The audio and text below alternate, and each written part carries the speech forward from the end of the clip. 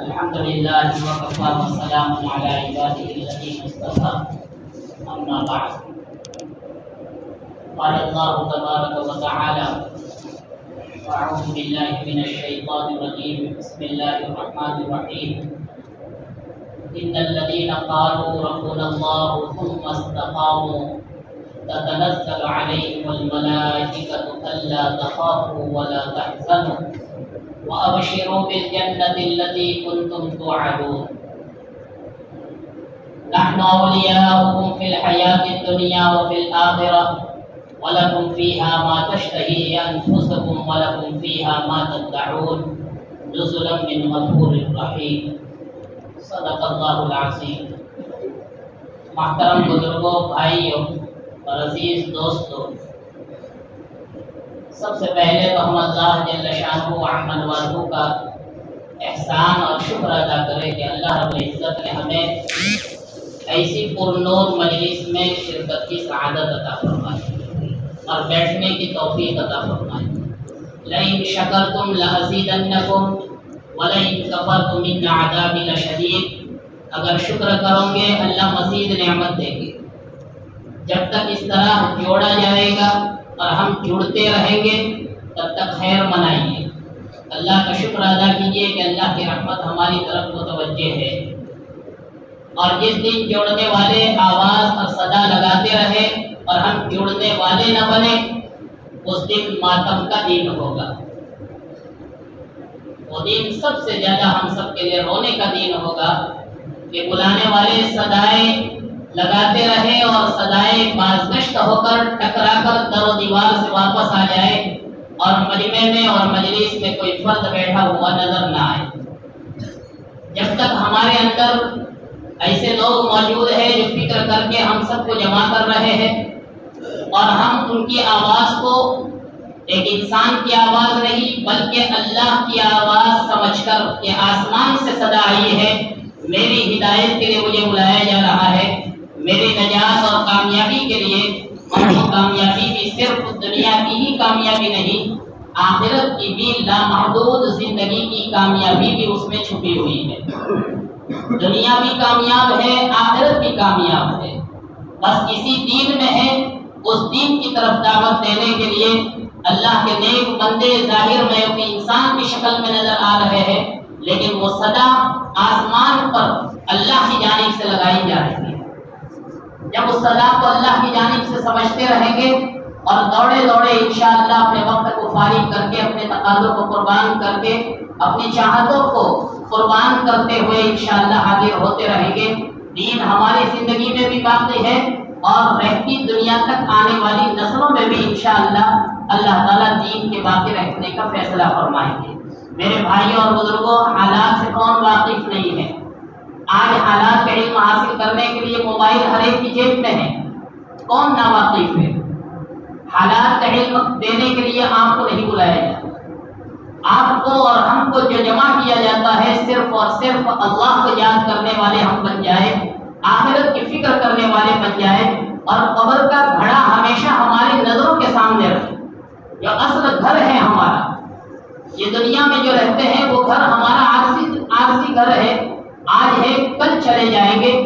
آج ہم چارپائی پر لیٹتے ہیں، کل جنازے کی چارپائی پر لیٹے ہوئے ہوں گے، 4 آدمیوں کے کندھے پر ہمیں قبرستان پہنچایا جائے گا اور 2-4 مٹی ڈال کر آدمی وہاں سے واپس آ جاتا ہے، تنے تنہا آدمی رہتا ہے، ہمیں معلوم نہیں کہ قبر میں کیا ہو رہا ہے۔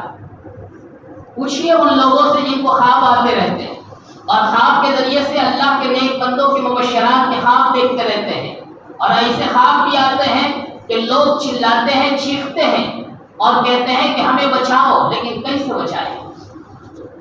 ہماری گاؤں کے لوگوں کے خواب ایسے آتے ہیں کہ جو خواب میں آ کر کہتے ہیں کہ میں نے فلاں کی زمین غصب کر لی تھی، فلاں کی زمین چھین لی تھی، فلاں کی زمین چھین لی تھی، لیکن جس کی چھینی تھی وہ بھی میت بن کر قبرستان میں آ چکا ہے، کس سے معافی مانگوں؟ اب میرے لیے معافی کا کوئی سامان تلاش کیجیے اور میں عذاب میں مبتلا ہوں۔ میرے بھائیوں، دوسروں کی باتیں میں نہیں کر رہا ہوں، اس لیے ایسی زندگی آدمی کو گزارنی چاہیے کہ قبر ہمارے لیے سانپ اور آگ نہ بنے۔ सांप और आग न बने, और सांप और आग जो बनती है वो गुनाहों की वजह से बनती है। अभी मुफ्ती साहब ने बतलाया कि मुफ्ती आजम हजरत मुफ्ती शफी साहब ने कुरान करीम में जो नार का लफ्ज़ आया है कि अपने आप को और अपने घर वालों को जहन्नम की आग से बचाओ, तो आग की जो तफसीर की है वो गुनाह से की है, यानी गुनाह से बचाओ। जाहिर में वो गुनाह नजर आ रहा है, चोरी नजर आ रही है, लेकिन हकीकत में पसे पर्दा वो आग है जहन्नम। और उसकी मिसाल हजरत मुफ्ती साहब ही रहमतुल्लाह अलैह फरमाते थे कि जैसे घर के अंदर गैस भरी हुई हो, जाहिर में वो गैस है, हकीकत में आग है। और हकीकत का इदराक करना हो तो एक दिया सलाई लाओ, एक आग की चिंगारी लाओ, फौरन मालूम हो जाएगा कि ये गैस और हवा नहीं है, ये तो आग है। जिसको हम हवा समझ रहे हैं, गैस समझ रहे हैं, जैसे हमको यकीन है कि ये गैस जाहिरी शक्ल इख्तियार किए हुए है हवा की शक्ल में, लेकिन दर हकीकत वो आग है। ऐसे ही नमाज छोड़ना ये गुनाह है, रोज़ा न रखना ये गुनाह है, चोरी करना, झूठ बोलना, गीबत करना ये गुनाह है। ये जाहिर में इस तरह की शक्लों में गुनाह नजर आ रहे हैं, दर हकीकत वो जहन्नम की आग है। जो आग के करीब हम होते चले जा रहे हैं, और जो हमारी जिंदगी गुजरती जा रही है, सफेद बाल हो गए लेकिन दाढ़ी रखने की हमें तौफीक नहीं, सफेद बाल होते जा रहे हैं लेकिन नमाज के लिए मस्जिद में आने की हमें तौफीक नहीं। हम हमारा घर तो भूल जाते हैं लेकिन अल्लाह हमारा घर भूलते नहीं है, और अल्लाह का घर भूल जाए। मेरे भाइयों, अल्लाह के घर को आबाद करोगे, हमारे घर की आबादी है, हमारी नस्लों की आबादी है। हम इस घर के दरवाजे को अगर भूल गए तो याद रखिए अल्लाह की रहमत हमारे घर से भी हट जाएगी, फिर नहुसतें ही नहुसतें आएगी, बाप और औलाद के दरमियान मोहब्बतें बाकी नहीं रहेगी। बाप मशरिक की बात करेगा, बेटा मगरिब की बात करेगा, दोनों के दरमियान में बात में कोई मुवाफकत नहीं होगी। ये इससे बेजार है, वो उससे बेजार है, और रहते हैं घर में। बीवी और मियाँ दोनों एक साथ घर में रहेंगे, ये मशरिक की बात करेगा, वो मगरिब की बात करेगी, इसलिए कि हमने पहले ही दीन से उसको दीन पर लाने की और ढालने की कोशिश और मेहनत नहीं। हमारे अकाबिर हमेशा आवाज लगाते हैं कि रोजाना थोड़ा सा वक्त निकाल कर तालीम के लिए बैठे, घर में तालीम हो, घर में तालीम जिंदा होगी, दीन जिंदा होगा। आज ईमान सोज माहौल है, कोई दावा नहीं कर सकता कि मेरा घर तो ऐसा धुला धुलाया है कि मेरी बच्ची कहीं भाग नहीं सकती है, मेरी बच्ची ऐसे धंधे नहीं करवा सकती है, कोई दावा नहीं कर सकता। बस हम हमारी हिफाजत चाहते हैं, अपने औलाद की हिफाजत चाहते हैं, तो अच्छे माहौल में रखने की कोशिश कीजिए, अच्छे तस्कीरे घरों में जिंदा कीजिए, नमाज के तस्कीरे जिंदा कीजिए। जैसे अभी मुफ्ती साहब ने बतलाया कारोबार के सिलसिले में, तो बराबर हम खबरगिरी रखते हैं क्या तनख्वाह है, जाता है नहीं जाता है वक्त पर, लेकिन मेरा बेटा किसके पास बैठता है? ऐसा तो नहीं कि मेरा बेटा बहुत करीब और बहुत जल्द ये नशे का आदी बन जाए। आजकल नशे का आदी बनने में देर नहीं लगती, आजकल जीना का आदी बनने में देर नहीं लगती है, सारे असबाब आसान हैं। अपने बच्चों को अगर बचाना है तो हमेशा लाल आंख के साथ, करती आवाज के साथ, अच्छे अंदाज से, नरमी के साथ उनको कहते रहना है। जिन्होंने कहना छोड़ दिया वो औलादे दूर हो गई, वो औलादे बर्बाद हो गई। मेरे भाइयों, सबसे बुनियादी चीज जो अल्लाह ने कीमती दौलत हमें दी है वो ईमान है। उस ईमान को बचाना है, हमें अपने भी ईमान की हिफाजत करना है, अपने औलाद की भी ईमान की हिफाजत करना है।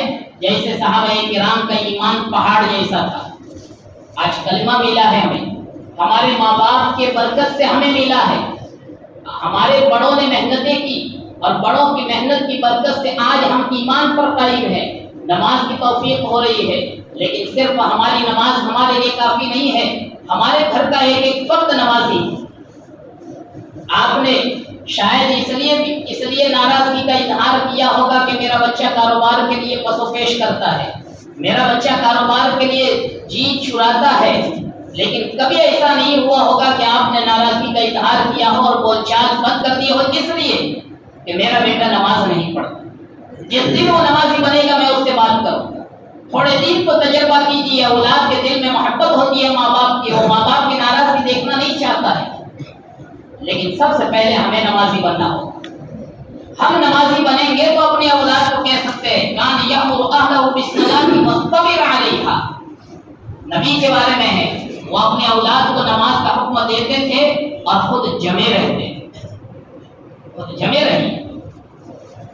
حضرت عبداللہ ابن حذافہ رضی اللہ تعالیٰ عنہ کا ایمان کیسا ہے، کلمہ آ گیا پہاڑ کی طرح سے ان کے دلوں میں راسخ ہو جاتا تھا، چاہے کتنے بھی حالات کیوں نہ آئے۔ روم کا بادشاہ ہے، سپر طاقت ہے، اور روم کے بادشاہ کے حوالے ہو گئے ہیں حضرت عبداللہ ابن حذافہ، اور ان کے ساتھی بھی پکڑے گئے۔ اب ایک ایک کر کے سب کو سامنے لایا جا رہا ہے۔ حضرت عبداللہ سے کہا کہ عبداللہ اگر اپنی جان بچانا چاہتے ہو تو ایک کام کرو، ایک کام کرو کہ عیسائی بن جاؤ، اسلام مذہب چھوڑ دو۔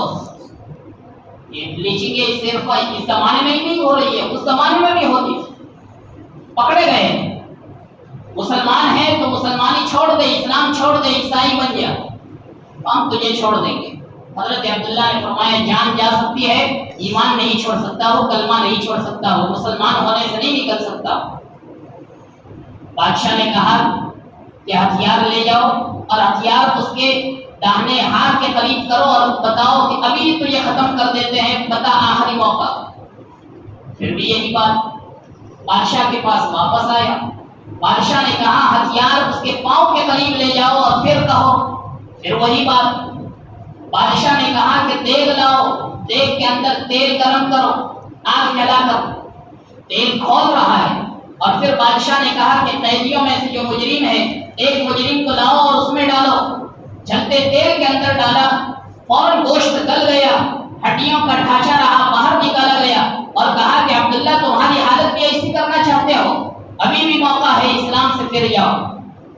حضرت عبداللہ نے فرمایا کوئی پرواہ نہیں ہے، میں جان دے سکتا ہوں ایمان کے خاطر، جان دے سکتا ہوں۔ حضرت عبداللہ کے لیے پھانسی کا پھندا تیار کیا جا رہا ہے۔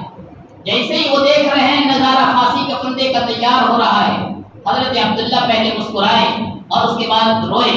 بادشاہ سمجھ گیا کہ اب دل پگھلا ہے۔ بادشاہ نے بلایا اور کہا کہ کیوں روئے؟ تو کہا ہنسا اس لیے کہ آج شہادت کی گھڑی آ رہی تھی جس کا انتظار تھا، اور رویا اس لیے اے اللہ تم نے ایک ہی جان دی، جس جان کو تیرا شکر ادا کرتا ہوں کہ تیرے دین پر قربان کر رہا ہوں۔ میرے بدن کے جتنے بال تھے اے اللہ اتنی جانیں اگر تو دیتا تو ہر جان کو بھی میں تیرے نام پر قربان کر دیتا، آج ایک ہی جان قربان کرنے کا موقع ملا، اس پر رو رہا کہ کاش میرے بدن کے جتنے بال ہیں اتنی جانیں ہوتی اور ہر جان اللہ کی نسبت پر قربان ہو جاتی۔ پھر بھی ایمان چھوڑنے کے لیے تیار نہیں۔ بادشاہ سمجھ گیا کہ یہ ایمان نہیں چھوڑے گا، یہ کلمہ نہیں چھوڑ سکتا ہے، یہ مسلمان ہونے سے نہیں نکل سکتا ہے۔ بادشاہ نے کہا کہ میری پیشانی کو بوسہ دے سکتا ہے، میری پیشانی کو اگر بوسہ دے تو تجھے بھی چھوڑ دوں، تیرے ساتھیوں کو بھی چھوڑ دوں۔ سوچا یہ تو آسان ہے، کوئی کفر اور شرک کا معاملہ نہیں ہے، اسلام سے مرتد ہونے کا کوئی معاملہ نہیں ہے۔ بادشاہ کی پیشانی کو بوسہ دے دیا۔ بادشاہ نے حضرت عبداللہ کو بھی چھوڑ دیا، ان کے ساتھیوں کو بھی چھوڑ دیا۔ مدینہ منورہ میں آئے، ہم امیر المؤمنین حضرت عمر رضی اللہ تعالیٰ عنہ کا زمانہ ہے، قصہ سنایا، امیر المؤمنین کھڑے ہو گئے اور حضرت عمر بن خطاب رضی اللہ تعالیٰ عنہ نے حضرت عبداللہ ابن حذافہ کی پیشانی کو بوسہ دیا۔ بہت حسن تدبیر سے اپنے آپ کو بچا لیا اور ایمان پر قائم رہنے پر تمہیں داد دیتا۔ یہ حضرات کتنے ہی حالات کیوں نہ آئے، ایمان لانے کے بعد امتحان تو ہوتا ہے۔ نماز کا وقت ہے، کاروبار کے لیے گاہک آ جاتے ہیں، کسٹمر آ جاتے ہیں، آدمی کہتا ہے کہ میں اس کو چھوڑ کے کیسے جا سکتا ہوں۔ یہی امتحان کی گھڑی ہے کہ تم دنیا کو ترجیح دیتے ہو، تم دنیا کو اللہ کے خاطر۔ حضرت حباب فرماتے ہیں کہ اتنے حالات آئے کہ میں حضور کے پاس گیا، حضور کعبہ کی دیوار سے ٹیک لگائے بیٹھے تھے، میں نے حضور سے کہا کہ حضور دعا کیجیے، مسلمان بہت پریشان ہیں، آگ کی بھٹیوں میں تپائے جا رہے ہیں، گرم گرم ریت پر لٹایا جا رہا ہے، گھسیٹا جا رہا ہے۔ آپ فوراً بیٹھ گئے اور فرمایا حباب صبر کرو، ایسے حالات تو نہیں آئے ہیں جیسے پہلے لوگوں پر حالات آئے، پہلے لوگوں پر ایسے حالات آئے ہیں کو لایا جاتا تھا مسلمان ہوتا تھا، گھڑا کھودا جاتا تھا، گھڑے میں آدھا بدن اندر رکھا جاتا تھا، آدھا بدن باہر ہے، پھر مٹی ڈال کر اس کو مضبوط پیک کیا جاتا تھا اور پھر آرا لایا جاتا تھا، آرا اس کے سر پر رکھ کر اس کے بدن کے 2 ٹکڑے کر کے بدن کو پھینک دیا جاتا تھا۔ پھر بھی ایسے حالات میں ان کو ایمان سے برگشتہ نہیں ہونے دیا۔ اے خباب، ایسے حالات بھی آئے ہیں کہ لوہے کی کنگھیاں یہ لوگ رکھتے تھے اور لوہے کے بڑے بڑے کنگھے ہوتے تھے، مسلمان کو لا کر کھڑا کیا جاتا تھا کہ تو نے اسلام قبول کیا ہے، اور لوہے کے کنگھے سے اس کے بدن کے گوشت کو ادھیڑا جاتا تھا، اس کے بدن کے گوشت کو ادھیڑا جاتا تھا، وہ آدمی جان دے دیتا تھا لیکن اسلام سے برگشتہ نہیں ہوتا تھا۔ یہ حالات رہے۔ قرآن کے اندر سورہ بروج ہے، والسماء ذات البروج، اس کے اندر ہے قتل اصحاب الاخدود، خندق والوں پر اللہ کی مار ہو، لعنت ہو۔ کون خندق والے ہیں؟ حضرت عیسیٰ علیہ السلام کے ماننے والوں کا زمانہ ہے۔ لوگ کافر ہیں، بادشاہ کافر ہے، اور بادشاہ کافر ایک جادوگر کے زور سے حکومت چلا رہا ہے۔ جادوگر نے یہ کہا کہ بادشاہ سلامت، آپ خدا ہے، آپ خدائی کا دعویٰ کرتے ہیں اور سب کو کہتے ہیں کہ سب کا رب میں، اور میں آپ کا تعاون کرتا ہوں، جادو کے ذریعے سے حکومت چل رہی ہے لیکن بوڑھا ہو گیا، آگے بھی آپ کی حکومت چلے اس کے لیے میں ایک تدبیر بتاتا ہوں کہ کوئی عقل مند نوجوان میرے حوالے کر۔ دیکھیے، مستقبل اور فیوچر نوجوانوں کے ہاتھوں میں ہوتا ہے۔ نوجوان اگر صحیح ایمان والے بنے تو آئندہ کی نسلیں بھی ایمان والی رہے گی، اور نوجوان اگر ظاہری ڈھانچے میں صرف اسلام والے رہے اور ایمان والے رہے اور اندر سے ایمان کھوکھلا ہو گیا، نہ نماز کی کوئی فکر ہے، نہ روزے کی کوئی پرواہ ہے، بس عیش و عشرت کے ساتھ زندگی گزارنا ہے، نشے کی حالتوں میں رہنا ہے، نہ ماں باپ کے حقوق کا خیال، نہ دوست احباب کے حقوق کا خیال، نہ پڑوسی کے حقوق کا خیال، نہ بڑوں کا اکرام اور بڑوں کی عزت، نہ چھوٹوں پر شفقت اور مہربانی، ایسے گھرانے بھی جہنم بن جاتے ہیں اور عذاب ہی عذاب اور نحوستیں ہی نحوستیں ہوتی ہیں۔ نوجوانوں کو چاہیے کہ وہ اپنے مستقبل کو اچھا بنائے، اور اپنا مستقبل اور فیوچر اچھا بنانا چاہتے ہیں تو دین کی رسی کو مضبوط کریں۔ اب یہ نوجوان کو لاؤ میرے پاس، میں جادو سکھاؤں گا، برائی پر ڈھل رہا ہے نوجوان، میں جادو سکھاؤں گا۔ اب یہ نوجوان کو تیار کیا، بادشاہ نے متعین کیا نوجوان کہ یہ نوجوان روزانہ آئے گا اور جادوگر کے پاس جادو سیکھے گا اور آئندہ میری حکومت کا چاہے گا۔ ایک نوجوان آ رہا ہے، روزانہ جادو سیکھ رہا ہے۔ اتفاق سے راستے میں ایک بزرگ رہتے تھے، راہب کہتے تھے، بزرگ رہتے تھے مسلمان، تو وہ بزرگ کے پاس روزانہ بیٹھتے تھے، دین کی اچھی باتیں سنتے تھے، اثر کر گئی، اور یہ نوجوان بچہ جو ہے وہ مسلمان ہو گئے، مسلمان ہو گئے۔ اب بادشاہ کے پاس جاتا تھا، جادوگر کے پاس جادو سیکھنے کے لیے بادشاہ کے دربار میں، جادوگر کہتا تھا کہ دیر کیوں ہو رہی ہے؟ تو کہا میرے ابا دیر سے چھوڑتے، یہاں پھر واپس لوٹتے وقت میں بزرگ کے پاس تھوڑی دیر کے لیے بیٹھتا، ماں باپ پوچھتے تھے کہ دیر کیوں ہوئی؟ تو کہتا بادشاہ سلامت کے دربار سے دیر سے چھٹی ملی، تدبیر کر کے اپنا بچاؤ کر لیتا۔ ایک دن ایسا ہوا کہ راستے میں بزرگ کے پاس سے بادشاہ کے دربار میں جا رہا تھا اور راستے میں شیر کھڑا ہے اور لوگوں کے لیے راستہ روکے ہوئے۔ یہ قرآن کریم کی آیت کی میں تفسیر کر رہا ہوں جو صحیح مسلم کی روایت ہے کہ راستہ روک کر شیر کھڑا ہوا ہے، اب راستہ روکے ہوئے ہیں، لوگ بھی پریشان ہیں کہ شیر ہٹ جائے تو ہم آگے بڑھے۔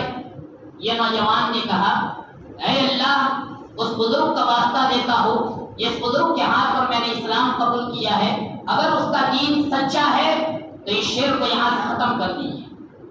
یہ کہہ کر اس نے ایک پتھر اٹھایا اور پتھر شیر کے اوپر مارا، شیر ختم ہو گیا۔ یہ اللہ کی قدرت۔ جب سب لوگوں نے دیکھا تو یہ نوجوان کے معتقد ہو گئے کہ یہ تو چمتکار ہے، کرامت ہے اس کی۔ اب اس کے پاس آنے لگے، میں بیمار ہوں، ذرا میرے لیے دعا کیجیے، یہ ہاتھ پیر کا شفا ہو جاتا، کوڑ کا مریض آتا، برس کا مریض آتا، جزام کا مریض آتا، مختلف امراض والے آتے، یہ ہاتھ پیر کا شفا ہو جاتی۔ لوگوں میں چرچا ہو گیا کہ فلاں نوجوان تو ایسی طاقت رکھتا ہے، اس کے اندر ایسی صلاحیت اللہ نے پیدا کی۔ اب بادشاہ کا ایک وزیر آیا. بادشاہ کا ایک وزیر تھا، بہت قریب وزیر تھا، لیکن اس کی آنکھوں کی بینائی ختم ہو گئی تھی بڑھاپے کی وجہ سے. بادشاہ نے اس کو ریٹائر کر دیا کہ اب تم میرے یہاں نہیں رہ سکتے ہو، کام کے نہیں رہے. اب یہ وزیر بھی اس کے پاس آیا، اس کے آنکھوں پر ہاتھ پھیرا تو آنکھوں کی بینائی ٹھیک ہو گئی. بادشاہ کے پاس گیا، بادشاہ کو پتا چلا کہ ایک نوجوان ہے اور وہ اس طرح کا ہے، تو نوجوان کو بلایا اور نوجوان کو مارا پیٹا اور نوجوان سے یہ کہا کہ بتا تو کہاں سے سیکھا ہوا ہے. تو اس نے نام نہیں بتایا اور زیادہ اصرار کیا. بادشاہ نے کہا کہ یہ وزیر جو ہے پہلے تو اس کو قتل کرو، یہ اس کے اوپر ایمان لایا ہے، پہلے مجھے رب سمجھتا تھا، اب مسلمان ہو چکا ہے. تو وزیر کو پہلے قتل کیا گیا. پھر اس کے بعد نوجوان کے بارے میں سپاہیوں کو حکم دیا کہ یہ نوجوان مسلمان کو لے جاؤ پہاڑ کے اوپر اور پہاڑ سے گراؤ. پہاڑ پر لے گئے، پہاڑ کی چٹان گری، سپاہی سارے مر گئے، یہ نوجوان مسلمان صحیح سا بادشاہ کے دربار میں آیا. بادشاہ حیرت میں پڑ گیا. بادشاہ نے کہا کہ اس کو لے جاؤ، کشتی میں بٹھاؤ، دریا میں کشتی میں بٹھاؤ اور کشتی میں لے جا کر دریا کے بیچ میں ڈبو. لے گئے، کشتی الٹ گئی، سارے ڈوب گئے، کشتی سیدھی ہو گئی اور یہ بچہ نوجوان جو ہے وہ صحیح سالم بادشاہ کے پاس کشتی واپس آئی. یہ جب بادشاہ کے دربار میں پہنچا تو بادشاہ حیرت میں، پہاڑ کی چٹان پر نہیں مرا، میرے سپاہی مر گئے، یہاں میرے سپاہی ڈوب گئے اور یہ نوجوان صحیح سلامت آ رہا ہے، یہ مرے گا تو کیسے مرے گا؟ خود اس نے بتایا مجھے مارنا چاہتے ہو، میرے رب کا نام لے کر مارو، میرے رب کا نام لے کر مارو. کہ اس نوجوان کے رب کے نام سے ہم یہ تیر پھینکتے ہیں اور یہ کہہ کر اگر تیر مارو گے تو میں مر جاؤں. وہی تدبیر اختیار کی اللہ کا نام لے کر. یہ بادشاہ اپنے آپ کو خدا سمجھتا تھا، اس کی خدائیت کو اللہ توڑنا چاہتے تھے. بادشاہ نے سپاہی سے کہا کہ اسی طرح سے اس کو ختم کرو، یہ نوجوان مر گئے. اب یہ نوجوان کو جیسے ہی مرتے ہوئے دیکھا تو شہر کے لوگوں میں چرچا ہوا کہ اب ہم اسی اللہ کو مانیں گے جو آسمانوں پر ہے، ہم اس کو خدا تسلیم نہیں کریں گے. پورا شہر مسلمان ہو گیا، تب اطراف کے لوگ مسلمان ہو گئے. بادشاہ نے کہا کہ میں تو نوجوان کو ختم کر رہا تھا اور پورا شہر مسلمان ہو گیا، اب محلے محلے میں کھندق کھودی جائے. قتل اصحاب الاخدود، کھندق والوں پر مار ہو. سپاہیوں نے محلے محلے میں کھندق کھودی اور آگ جلائی اور ہر محلے والے کو آگ کے اندر ڈالا جاتا. ایک ایک محلہ پورا جمع کیا جاتا تھا اور جلتی آگ کے اندر ڈالا جاتا تھا اور کھندق میں جا کر مر جاتا. لکھا ہے علماء نے مسلم شریف کی روایت کے تحت کہ اس وقت میں ایک بعض روایتوں میں آتا ہے کہ ایک نوجوان عورت اپنے بچے کو گود میں لیے ہوئے ہے، اس کی ہمت نہیں ہو رہی ہے کہ میں میرے بچے کے ساتھ آگ میں گروں. اللہ تعالیٰ نے اس بچے کو آواز دی، گویائی دی، بولنے کی طاقت دی. وہ بچہ بول رہا ہے کہ امی جان کیوں ڈر رہی ہو، سامنے جنت کا ٹکٹ ہمارے سامنے موجود ہے، جنت کا پروانہ، کود پڑو، دیر مت کرو، آگ میں نہیں گر رہے ہیں، ظاہر میں آگ ہے، حقیقت میں جنت کا باغ ہے. جیسے حضرت ابراہیم علیہ السلام کے لیے تھا، ظاہر میں آگ ہے، ظاہر میں مشقتیں نظر آ رہی ہے، نماز پڑھنے میں، روزہ رکھنے میں. میرے بھائیوں یہ بوجھ نہیں ہے، آخرت کی نعمتیں یاد دلائیں گے. اور اس واقعے سے عبرت لیجیے کہ یہ حضرات کیسے تھے، اپنی جانیں تک دے رہے ہیں لیکن پھر بھی اسلام نہیں چھوڑ رہے، ایمان نہیں چھوڑ رہے، اور ایمان اور اسلام کو نہیں چھوڑا اور اللہ نے پھر بھی دین کو پھیلایا. یہ دین اسلام قیامت تک پھیلنے والا ہے، اس لیے اپنے ایمان کو بچانا ہے، اپنی اولاد کی فکر کرنا ہے. یہی فکروں کے لیے بار بار الحمدللہ جوڑا جاتا ہے. آپ لوگ ماشاءاللہ جڑتے ہیں. کوئی ساتھی ہمارے گھر کا اگر باقی رہ گیا ہے تو اس کو اس طرح سے احساس دلاؤ کہ اس کے اندر ندامت اور شرمندگی ہو کہ میں کیسے اچھے کام سے محروم رہا، میں نے اپنے کام کو آگے پیچھے نہیں کیا. پڑوس میں اگر کوئی بچہ رہ گیا ہے تو اس پڑوسی بچے کو بھی شرمندگی ہونی چاہیے. ماحول ایسا کئی واقعات ہیں نماز کے سلسلے کے، روزے کے سلسلے کے، حج کے سلسلے کے، کہ جن کو پڑھنے سے، جن کو سننے سے اللہ تعالیٰ احساس پیدا کرتے ہیں ہمارے دلوں میں کہ ہمیں نماز کی پابندی کرنی چاہیے، روزے کی پابندی کرنی چاہیے اور دین پر چلنا چاہیے۔ میرے بھائیوں، رٹ لگائیے کہ اللہ نے میری اور دنیا میں بسنے والے ایک ایک انسان کی کامیابی دین میں رکھی ہے۔ یہ جب بار بار ہم بولتے رہیں گے تو زبان تک نہیں، وہ دل میں اترتا ہے، اور جب دل میں اترتا ہے تو موت کی گھڑی کے وقت میں بھی ایسے ہی الفاظ نکلتے ہیں۔ نہیں تو میرے بھائیوں، میرے سامنے ایسے بھی واقعات ہیں، ہمارے یہاں کے ایسے واقعات بھی ہے کہ دنیا سے جا رہا ہے، بے ہوشی میں اپنے بیٹے سے کہہ رہا ہے کہ وہ مال آ گیا دہلی والا، وہ مال آ گیا دہلی والا، بے خبری میں کہہ رہا ہے۔ کیوں؟ اس لیے کہ جب سے ہوش سنبھالا ہے، بازار کا راستہ دیکھا ہے، اللہ کے گھر کا دروازہ ہم نے نہیں دکھایا اور اس نے نہیں دیکھا۔ پڑھ لی تو پڑھ لی، کبھی جمعہ کی نماز پڑھ لی یا تو پھر عید کی نماز پڑھ لی۔ اب جا رہا، پوری زندگی جو بولا ہے بس وہی بازار والے بولتا رہا ہے۔ یہ تو کتابوں میں ہم پڑھتے تھے، کتابوں میں پڑھتے تھے کہ 2 روپے میں فلاں چیز لے لو، 2 روپے میں فلاں چیز بولو اور لے لو، اور یہی بولتے ہوئے گیا۔ آج بھی ایسے واقعات ہوتے ہیں، اور اس کے بالمقابل ایسے بھی واقعات ہیں کہ ہمارے ایک حافظ صاحب کا انتقال ہوا، بے ہوشی کی حالت میں ہے۔ جب ان کے پاس گئے وہ قرآن پڑھ رہے ہیں، کبھی 12ویں پارے میں سے اٹھا رہے ہیں، کبھی 13ویں پارے میں سے، اور بے ہوشی کی حالت ہے۔ کیوں؟ اس لیے کہ پوری زندگی ایسی گزری۔ تموتون کما تحیون، مروں گے ایسی حالت میں جیسی زندگی گزارو گے۔ کیا ہمارے سامنے ایسے واقعات نہیں تھے جو نمازی تھے؟ اللہ نے نماز کی حالت میں ان کو موت دی، نماز کی حالت میں موت دی۔ بعض حضرات کی تو سجدوں کی حالت میں ہوئی ہے۔ اللہ ہمیں صحیح زندگی گزارنے کا احساس عطا فرمائے۔ اللہ تعالیٰ ہمیں بار بار ایسی مجلسوں میں بیٹھنے کی توفیق عطا فرمائے۔ میرے بھائیو، یہ باتیں صرف ہمارے ہی تک نہیں، مستورات تک بھی پہنچنی چاہیے۔ آج میں دیکھ رہا ہوں ہمارے گاؤں میں الحمدللہ ثم الحمدللہ مردوں میں دینداری اچھی، مردوں میں دینداری اچھی۔ ابھی عشاء کی نماز میں نے گاؤں کی مسجد میں، بڑی مسجد میں پڑھی، دل اتنا باغ ہو گیا کہ زندگی میں ایسا منظر میں دیکھنا چاہتا تھا کہ ہماری مسجد رمضان کی طرح سے مکمل طور پر بھری ہوئی، الحمدللہ ثم الحمدللہ پوری مسجد بھری ہوئی عشاء کی نماز میں، اور صرف اندر کا ہی حصہ نہیں، باہر کے حصے میں بھی 2-3 صفیں لگی ہوئی۔ دل خوش ہو گیا۔ مولانا محمد عمر صاحب رحمۃ اللہ علیہ یہی احساس لے کر دنیا سے گئے ہیں۔ مولانا یونس صاحب کہتے ہیں کہ میرے ابا ہمیشہ کہتے تھے، یونس بھاگل میں جیسی دینداری ہے ویسے ہمارے یہاں کیوں نہیں، بھاگل میں جیسی دینداری ہے قریب میں ہی ہمارے یہاں ایسی کیوں نہیں۔ یہ افسوس لیتے ہوئے وہ دنیا سے رخصت ہو گئے۔ لیکن آج اللہ کا شکر ہے، اللہ کا شکر ہے، اے اللہ تیرا کرم ہے کہ تیری رحمت ہماری طرف متوجہ ہے، ہمارے جوانوں کی طرف متوجہ ہے۔ لباس بدل رہے، سنت لباس پر آ رہے ہیں، داڑھی پر ماشاءاللہ آ رہے ہیں، نماز کی طرف توجہ بڑھ رہی ہے الحمدللہ۔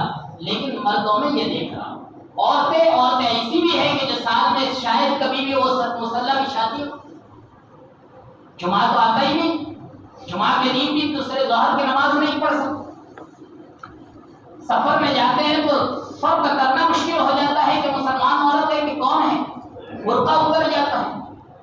دوسری عورتیں نماز پڑھتی ہیں ماشاءاللہ، دوسری ہماری بھی راضی کی عورتیں ہوتی ہیں۔ اور یاد رکھیے، ہماری دینداری اگر باقی رکھنی ہے تو عورتوں میں دینداری لانا ضروری ہے۔ ہماری اولاد میں بھی دینداری اگر باقی رکھنی ہے اور بڑھانا ہے تو عورتوں میں دینداری لانا ضروری ہے۔ ہمیشہ یہ آواز لگائی جاتی ہے، ہماری دینداری گھر کی چوکھٹ تک رہے گی، اندر داخل نہیں ہوگی۔ اندر اگر دینداری کو داخل کرنا ہے تو عورت کو دیندار بنائیے، اسی لیے کہا جاتا ہے 3 دن کے جماعت میں نکالو۔ آپ تھوڑی سی قربانی دیجیے، 3 دن کے لیے عورت نکلتی ہے، زندگی میں تبدیلی آ جاتی ہے، زندگی میں ایک نئی سوچ لے کر آتی ہے، قرآن اس کے ہاتھ میں آ جاتا ہے، تسبیح اس کے ہاتھ میں آ جاتی ہے، بچوں کی تعلیم دینے پر فرق ہو جاتا ہے۔ اس لیے میرے بھائی اور گھروں کو اگر بچانا چاہتے ہیں، اپنی عورتوں کی طرف توجہ کرنے کی ضرورت ہے، اپنی عورتوں کے لیے اللہ کے سامنے خوب گڑ گڑا کر دعا کرنے کی ضرورت ہے، اس لیے کہ ایک عورت کے ہاتھ میں اس کی بچے ہیں، بچوں کا اس کے ہاتھ میں ہے، چاہے وہ جنت کے حوالے کرے اور چاہے وہ دوزخ کے حوالے کرے۔ ہماری عورتوں کی زبانیں صحیح نہیں، ہماری عورتوں میں وہ دینی سوچ ہی نہیں، نہ بسم اللہ زبان سے ادا ہوتی ہے، نہ کھانے سے پہلے بسم اللہ، نہ سونے سے پہلے دعا، نہ اٹھنے کے وقت کی دعا، کوئی دین سے تعلق نہیں۔ آپ قریب کے دیہاتوں میں چلے جائیں، ہم تو وہاں رات کو قیام کرتے ہیں، صبح فجر کی نماز میں دیکھتے ہیں، مجھے یقین ہوتا ہے کہ شاید پورے گاؤں کی کوئی عورت جس پر نماز فرض ہو اور کوئی ایسی عورت باقی ہو کہ جو نماز میں پڑھے۔ اور آج فجر کے وقت میں ہمارا حال دیکھیے، عورتوں میں نماز زندہ نہیں ہے، اس لیے مردوں میں بھی فجر کی نماز زندہ نہیں ہے۔ ایسے بھی گاؤں میرے سامنے موجود ہیں کہ جو پورے دن سرپنچ ہو کر گاؤں کے چوراہے پر بیٹھتا ہے، گالیاں دیتا ہے، ساری نمازیں قضا ہو سکتی ہے، لیکن فجر کی نماز مسجد میں ہی آ کر پڑھنا ہے۔ کیوں؟ اس لیے کہ بیوی نکالتی ہے اور میاں کو چوراہے پر کوئی ملتا نہیں ہے، پورے سال وہ مسجد کے اندر فجر کی نماز پڑھنے کے پابند۔